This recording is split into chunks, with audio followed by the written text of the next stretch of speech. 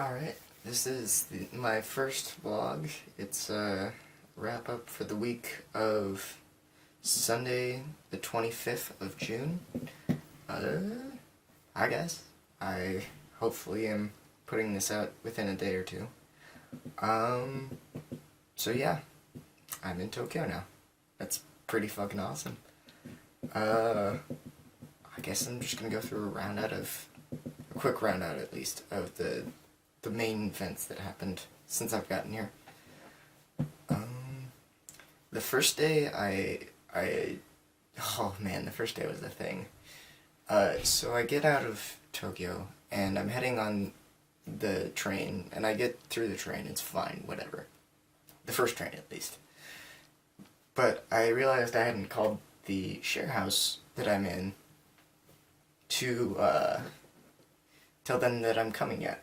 And so I get out of the train at the station I need to get off of, and I try and call, and it doesn't work. Alright, that's kind of weird. So I put in numbers, again, try and call, doesn't work. And so I just keep doing this, trying all sorts of combinations, like maybe I need the US out number and the Japanese in number kind of thing. I end up going through that probably for 20 to 30 minutes before I finally got it to work. And so that was the start of everything for that day's stress. So moving on from having to call people, I then ran into the problem of I was in Ueno Station, which is really, it's a nice-ish station, but I was also there during rush time. Oh boy, that was a thing. So I brought two kind of small suitcases instead of one large one. Worst idea ever. Don't do that, please. Yeah, terrible idea. So I get on and I'm like, oh, am I gonna be okay? And it's kind of packed, and I'm like, shit. I can't have these two suitcases just sitting here taking up all the space. So I have to stack one on top of the other, and they're both rollers, and so it's this most precarious position. I'm also having to deal with my bag, and it's like, oh no, this is gonna suck going back as well. Yeah, and then I got off because I thought I was going the wrong way. Had to call a friend. He's like, yeah, you idiot, you're going the right way. And I was just like, cool, thanks, Ko. So I get to Warabi Station, which is my last stop, and I get out, and I go the way I need to go, and thank God I had not trusted Google Maps and had written it all down and used landmarkers, because otherwise I would have been utterly screwed. Because they don't exactly name their streets here. Like, the big ones are sort of named, but out here in Warabi, it's not the boonies, but it's a smaller town than Tokyo. Think of it as like another state, but very close. So, I get here, and the manager had told me when I called him that he wasn't at the house, so someone else would do like the whole, here's a tour of the entire house thing. So I get here, and this nice lady named Kiki gave me a whole tour of the house and was very, very nice. But by the end of it, I was like, God, I just need to be done. I'm fucking done with the day. I can't do anything. And so once I was given the tour, I just went, okay, bye guys, I'm gonna go sleep. And I went back to my room, and I didn't sleep, but I watched a ton of videos, which is way better for de-stressing me than just sleeping. Yeah, so that was my first day. It was not great. And then the next day I had to wake up at 6:30, so that was good anyways for getting used to the time zones. And I had to get up for school. It was the orientation day. And I mean, the orientation was fine, but the really cool part was we got to go to this place called the Sky Tree in a part of town in Tokyo called Asakusa. And oh man, first we had this amazing lunch, which I don't know if I took a picture of or not, but if I do, it'll be like right here. And so yeah, we had that amazing lunch, and I started to get to know friends and stuff. One of the people I had lunch with, Marissa, after we got lunch, we went and we were given like an hour and a half to go around and peruse through Asakusa, which is awesome place. A little packed, but you know, it's got a reason to be. And the really cool part of it is you go to the end of the marketplace and you look and there's this huge red like gate almost. Not like a torii gate, but like a thick gate. And it's got this little red I think, lantern. And it's this most beautiful thing, and so it's this Buddhist temple at the end of the street. Oh, it's so beautiful. So first I had to take a selfie of me with the gate. I thought I did pretty well in that one. Second was I got a fortune done, like a fortune sheet, and I got the best luck possible, which is amazing. So what you do with that is once you are done with it, you have to fold it up and tie it to this like string setup that they have. And yeah, so I did that, and I bought omamori, which is basically a charm, and I got one for good studies. And I'm kind of pausing here because I realized halfway through filming this, yay, the actual charm fell off, so that's wonderful. But I got the bell still. If you ever go.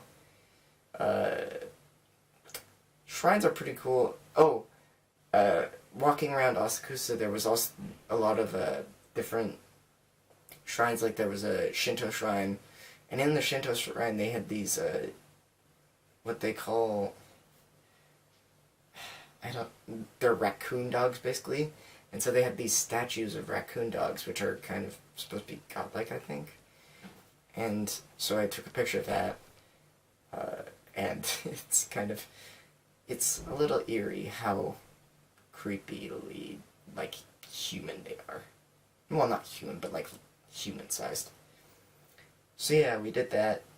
We drank a little bit, but that was like because it was 85 and super humid. Because it's the summer here.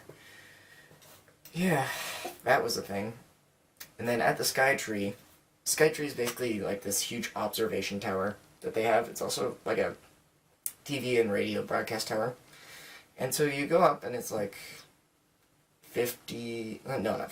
500 meters up in the air, which is 1,500 feet.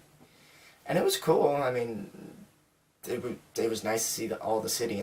So that was orientation. And then the next day after that was also filled with stuff, because I went with my friend, and we went to Shinjuku and Shibuya.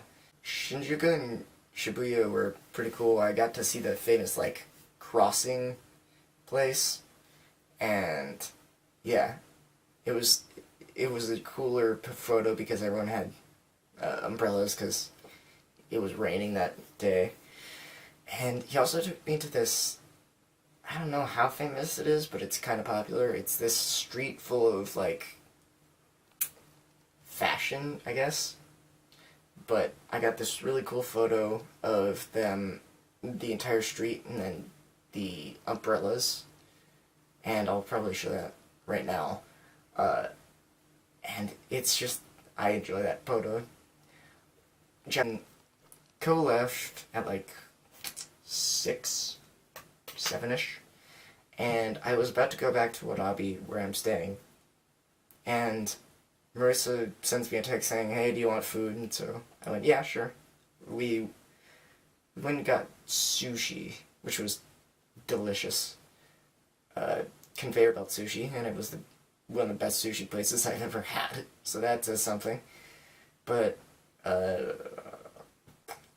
I was waiting for them to get to Shibuya, I sat at the crossing at a Starbucks up above, and as I was sitting there reading my Kindle, this dude comes up to me and is like, oh, there's no seat. And so I go, oh, there's a seat right here if you want to sit down. And he sits down and he just starts suddenly talking to me.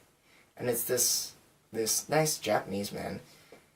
And that's something that I've never really experienced before, where someone just goes and like presents themselves to you and just sits and talks.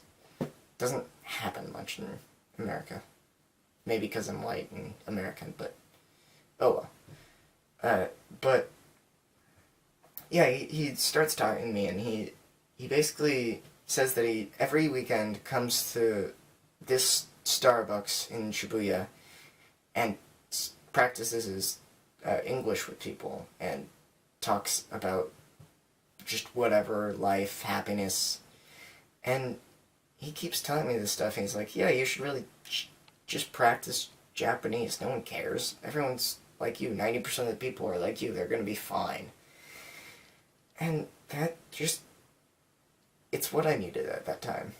I definitely wasn't very confident in myself. And that guy, I don't know if he knows it, but he made an impact on me. It made me really happy to hear that. I know this sounds weird.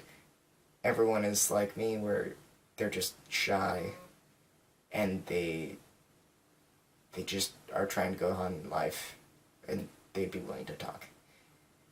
It was nice.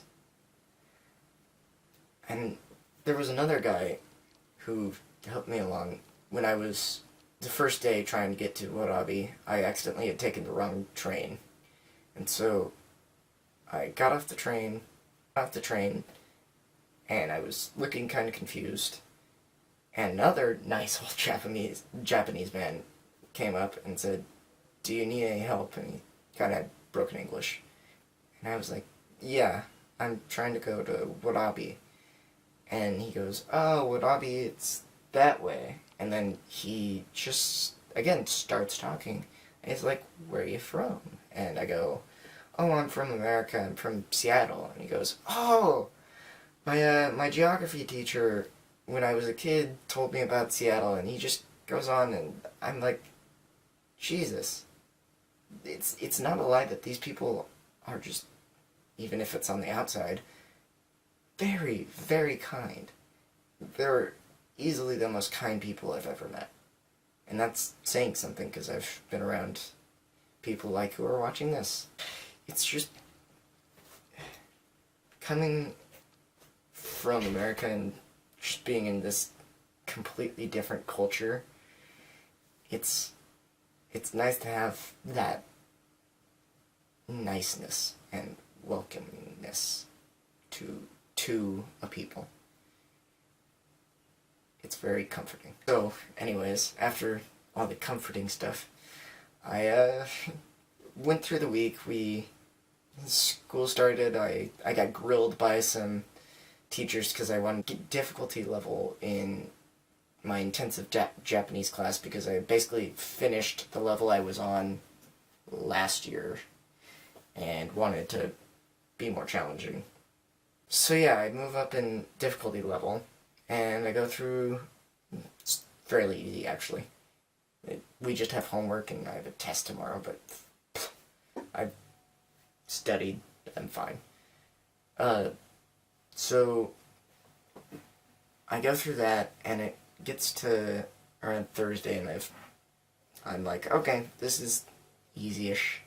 I think I'm ready to keep going. And so I go with Marissa, and we just start walking. We go get Korean chicken in the Korean district, and Korean chicken, very good. Karaage, which is Japanese fried chicken, way better.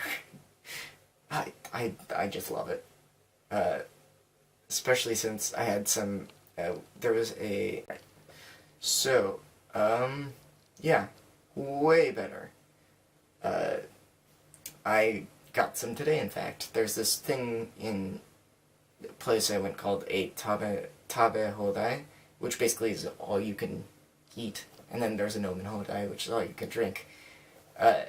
And they just had that for like $12. So me and Ko went, sure, we'll have that. And oh, so good. Not great for you, but dang, so good.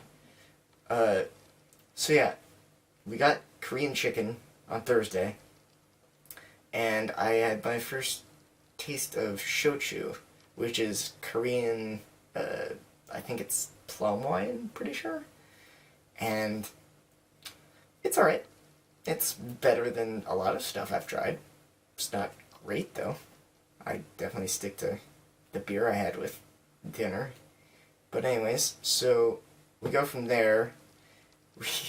We go to Shinjuku again, and we go to a place called Kabukicho, which is it's basically filled with host clubs and the like. And host clubs, for anyone who doesn't know, it's basically a bunch of clubs that men dress nice in, and they act nice towards women, and basically pretend to be their boyfriend for a set amount of time, and they get something like 70% of any drink that is ordered by the woman. So the drinks are super expensive.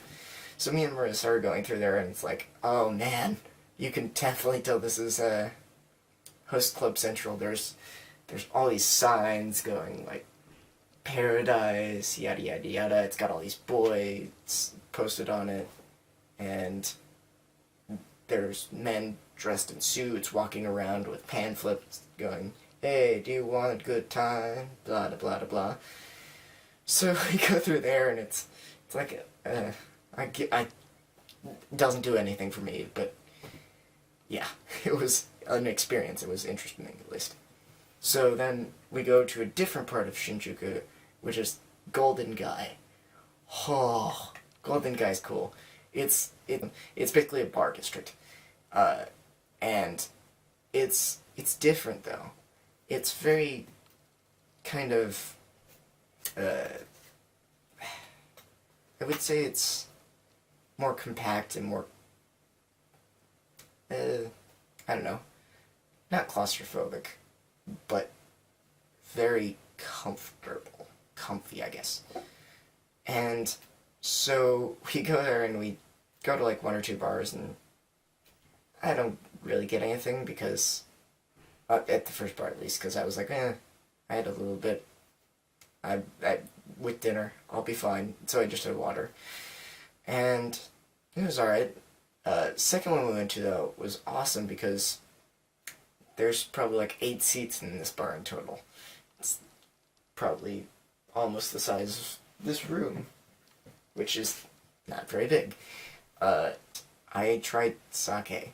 Not good. Cold sake is not good. I don't like it at all. I had to basically grit my teeth to get through it. But I did, because why waste money? But yeah, and then I tried some of what Marissa also got, which was called shochu, which is the Japanese style of shochu, which is the Korean plum wine. It's very confusing, I know. And yeah, that was interesting. It was alright. Again, like shochu itself. And very nice. I apparently, according to the Japanese people there, though I don't know if they were just being nice or whatever, I can speak well in Japanese, which is a plus. I'll always take a compliment. So yeah, we get done with that, but the real fun started the next day. So the next day after class, we all decide, hey, we're gonna actually go through Golden Guy itself, and we'll party the night away. So we go out, and it's like we start at, oh god. So I leave what I'll be at like 6:15, 6:20. We end up going, we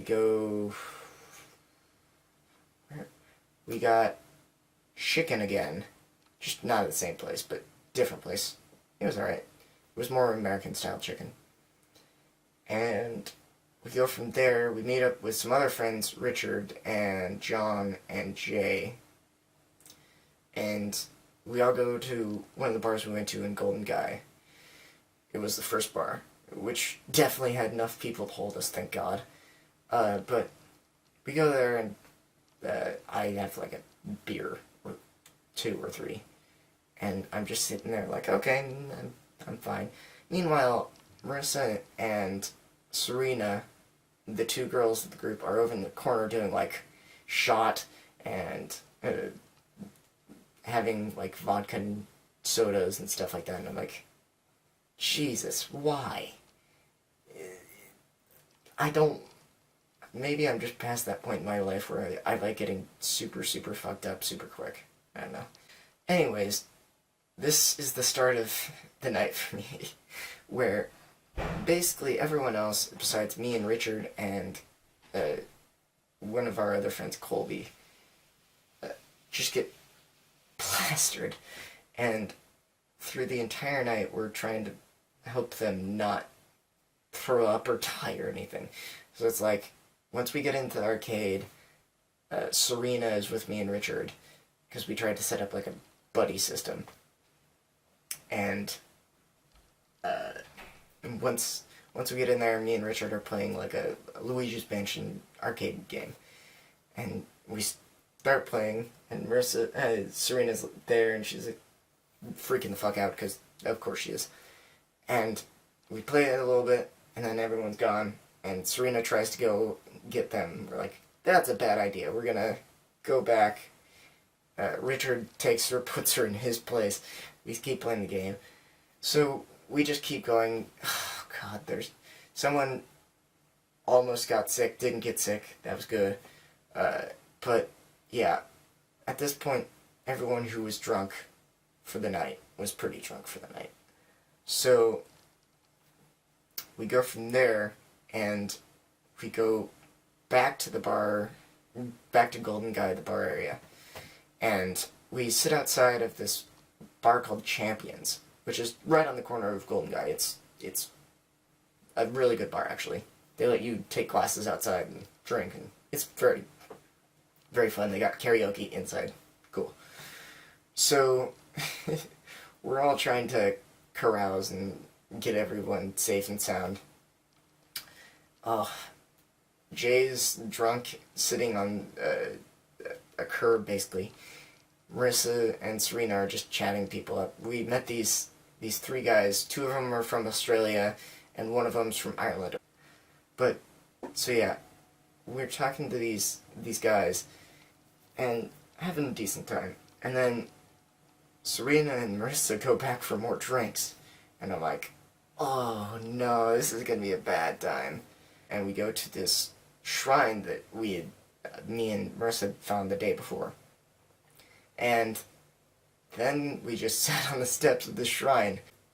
And we just sat on those steps and talked about shit. And just from probably 1:30 till the trains opened up at 4... Well, we left around 4. The trains opened up around 4:30. We just sat there and talked. We met various people, and eventually it gets around 4, and they go, oh, it's starting to get light out. Cool, let's go get food. And so we start walking towards the Shinjuku station, and they pop into McDonald's and get food, and the day's started. We started heading back, and it's 4:30, we say our goodbyes and start. Me and Richard live in the same house, so we both go back to Warabi, and that was the end of the day at 5:30 in the morning. And then the next day I wake up at 12:30 and start preparing for a party. The party took a lot of preparing. We had to put up all these strings and branches and stuff. It was cool. I had done all that, started the party, and I'm like, shit. I don't feel like I can talk to anyone right now. So I head into the kitchen and start helping out make takoyaki, which if you don't know is like these fried balls of batter with an inside of liquid batter with octopus inside. And it's super delicious. You cover it in like Japanese mayo and a special sauce. It's delicious. I'll make it for you guys if you want sometime. Anyways, so I had actually started, I had made takoyaki 2 or 3 days before, because the new manager of the house, Karin, and some of my friends from the house had just had a takoyaki party. So I had gotten pretty good at it, and eventually I got not roped in, I actually wanted to, but I put on this like traditional takoyaki dress, and like robe basically, and they put a like sparkly silver bow tie on me, and I started doing takoyaki. Oh man, so good. I had gotten really, really good at it by the end. Better than a lot of the Japanese people there, which was kind of funny. But anyways, from there I started slowly branching out in terms of like, I started talking to a little people while making takoyaki, and it branched out to the rest of the party, and then the party was fantastic. I met a bunch of people there, and they're all incredibly nice, and they complimented my Japanese, which, again, I don't know if it's true or not, but hey, I'll take it.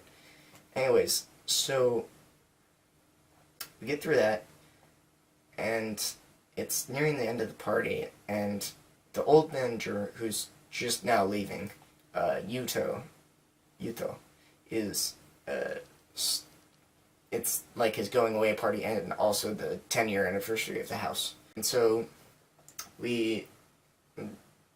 at the end of the party, they start showing this movie that they had made for Yuto.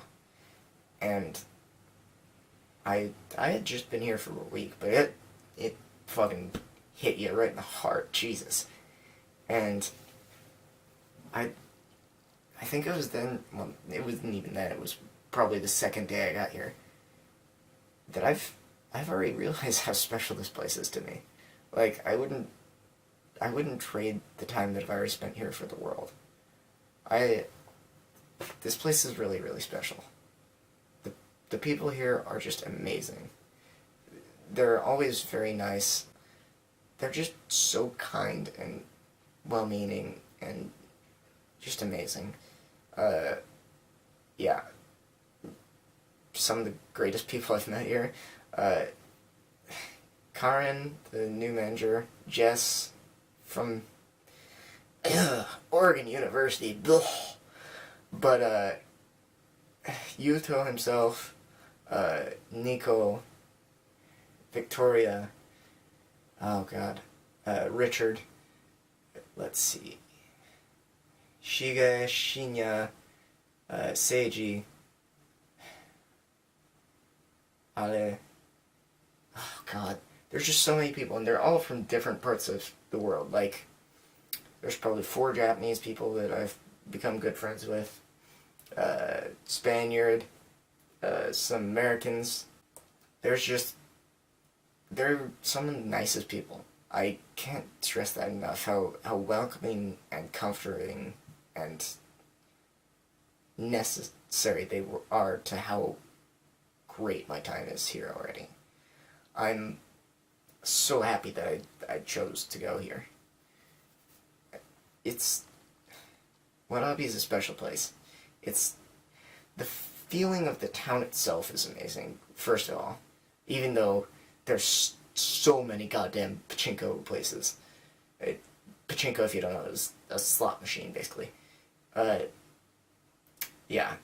Once you get out of the station, I think there's probably like 3 or 4 within the first block. It's pretty heavy, but besides that, the people here are super nice. It's got this small town feel. It's when the shirt that Yuto was wearing when he during the party was basically on the back. It had a way to draw the kanji for Wadabi, and on the front it said Wadabi, the smallest town in Tokyo with the highest population density. And I don't know why, but that kind of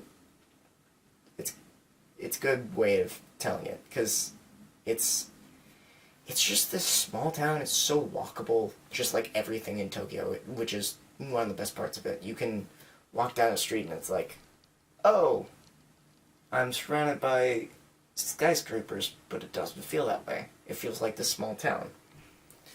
And I can't see myself having as good a time if I wasn't in Warabi. I went out to Japanese Denny's. Very different than American Denny's, by the way. I went to Japanese Denny's with Yuto, Karin, and Jess, and had a grand old time just talking the day away. But I don't think I'll ever forget this place. I don't think I'll ever be possible to forget this place.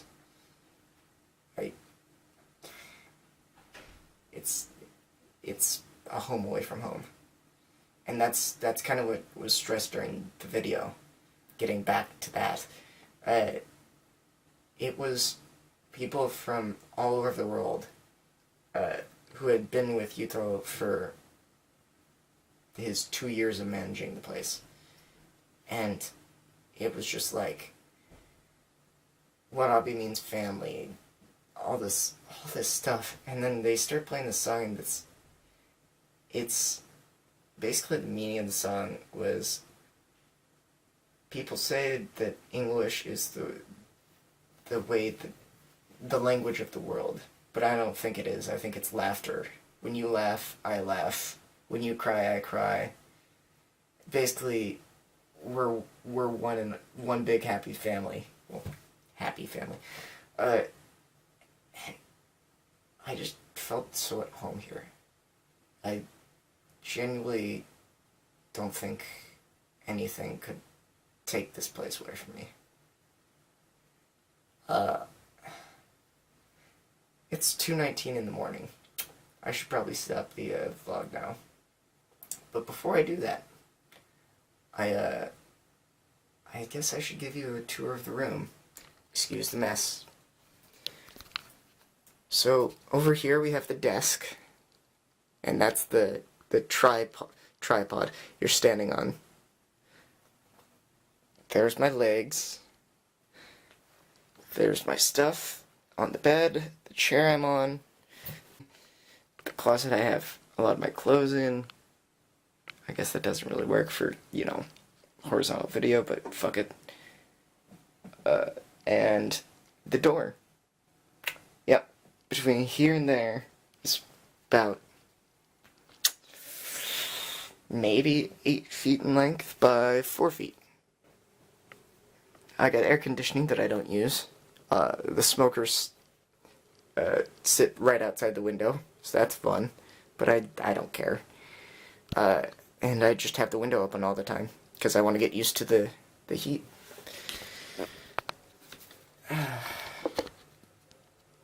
So anyway, I think, yeah, I'm gonna go. Bye guys. Love you.